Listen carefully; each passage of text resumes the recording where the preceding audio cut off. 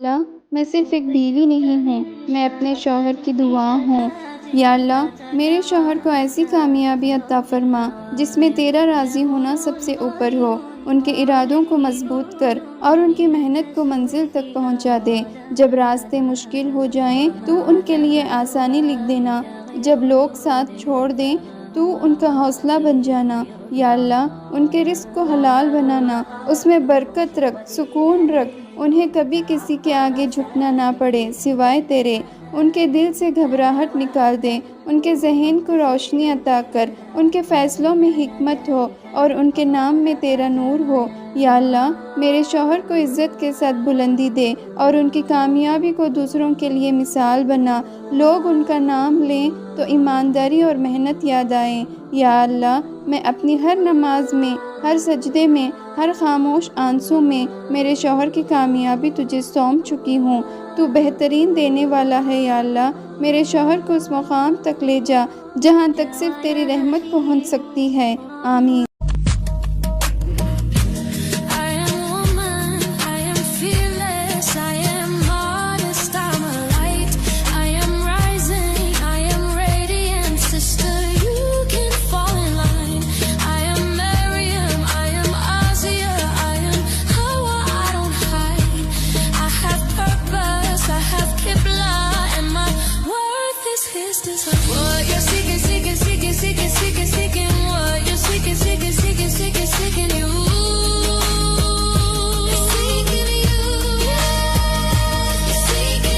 Keep on walking, walking, walking, walking, walking, walking. Keep on walking, walking, walking, walking. He runs to you. He runs to you. I am gifted, I am golden, I'm a diamond, yes I shine. I am patient, I am power, I'm the whole. Lily, a whirlwind of pigtails and joy, leads her mother on a merry chase around a towering oak. Maria scoops up Lily, their laughter echoing as she twirls her around in a circle of pure affection. Lily's face radiates pure joy as she snuggles into her mother's loving embrace. In the heart of the serene park, a mother's love shines brighter than the sun. The coffee shop air hangs thick with the promise of a fresh brew, a stark contrast to Maria's weary demeanor as she wipes down the counter. Sunlight paints the scene, illuminating dust motes in a dance of indifference as the world outside bustles on. In hushed tones, the whispers of well-dressed customers cut through the cafe's hum, their words sharp and judgmental. Did you hear about Maria? Such a shame, really. The words hang heavy in the air, laced with disdain. A single mother. At her age, it's just not right. The judgment echoes, unforgiving and cold. I heard the father ran off. Typical. The final blow lands, sealing Maria's fate in their eyes. In the modest apartment, Maria tenderly tucks Lily into bed, her touch gentle and loving. The small room radiates warmth, a sanctuary of love amidst their humble surroundings. Maria picks up a well-loved storybook, its pages softened by countless readings. She sits gently on the edge of the bed, her presence a comforting weight. Maria's voice fills the room, a soft, soothing melody that lulls Lily into a peaceful slumber. The storybook's words dance in the air, weaving dreams of hope and happiness. In the crowded parking lot, Maria pushes a shopping cart, sunlight reflecting off its surface as she intently reviews her grocery list. She pauses, carefully counting the bills in her wallet, ensuring she has enough for her purchases. A sleek black SUV interrupts her thoughts as a woman emerges, her polished appearance a stark contrast to Maria's humble attire. Maria? Is that really you?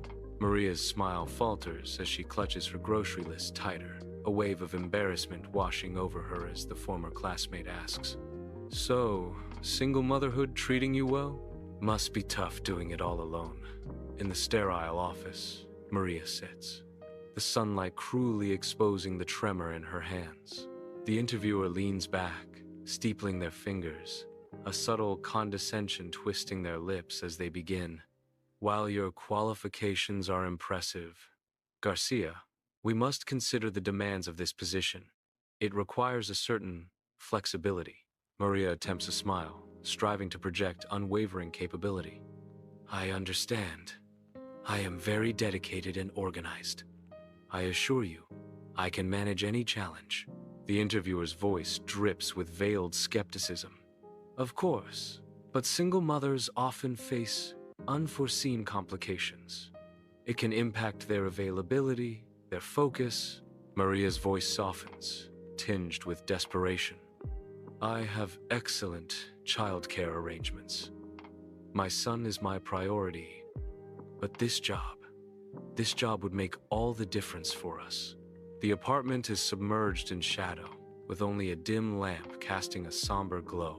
Maria sits on the worn sofa, her body convulsing with silent sobs as tears relentlessly stream down her face. Her tears reflect the faint light, each drop a mirror to her despair. The weight of the world crushes Maria as she whispers, "Will I ever be enough for Lily?" Her voice cracking with anguish, she asks, "Will I ever find happiness?" Sunlight filters through the trees, casting a warm glow across the lively park where children laugh and play. Maria sits on a bench, her eyes following Lily's carefree movements with a mixture of love and longing. With wild black hair, a pocket full of ideas, and a dream bigger than his house, Zamatsu wanted to build a tree house. Not just any tree house, he dreamed of one with windows that opened to the stars, a ladder made of old ropes, and a flag that flapped like a dragon's wing, a place where stories came alive and adventures could begin. But there was just one problem. He didn't know how. Every day after school, Zamastu would sit under a large Zelkova tree at the edge of the village.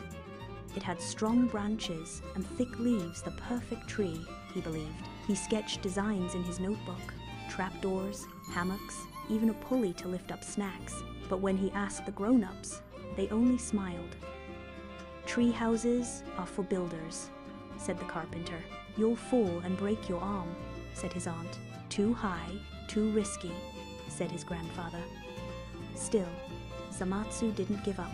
He read library books, watched how birds built nests, and even practiced hammering nails into old crates behind his house. The treehouse began to grow, not in the tree, but in his heart. One day, while gathering scrap wood, Zamastu met a quiet girl named Yui. She had a wooden leg and carried a backpack full of string, buttons, and tools. "What are you building?" she asked. "A treehouse," Zamastu replied.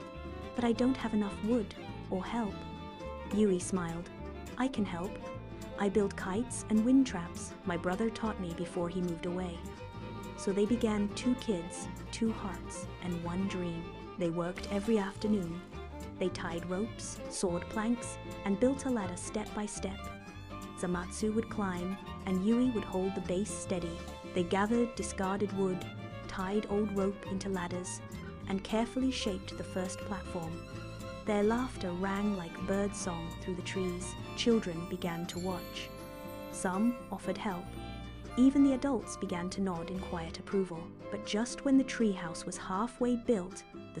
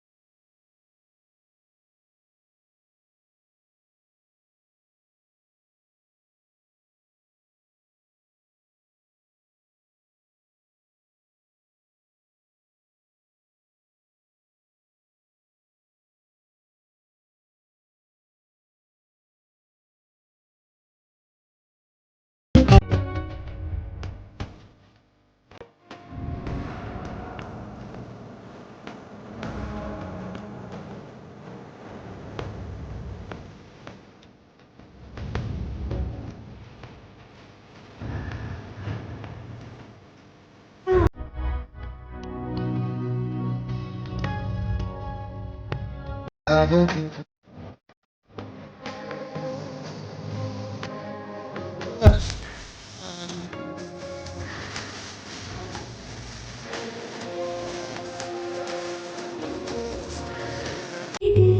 आवाज़ हूँ मैं, तेरी रूह का राज हूँ मैं। तू कहे तो मिट जाऊँ मैं, तू चाहे तो सांस बन जाऊँ मैं। तेरे होने से ही मैं हूँ, तेरे है सितारों की, तेरी हंसी में मिठास है बहारों सी। तेरे संग हर पल दुआ सा लगे, तू ही तो वजह है मेरे जीने की।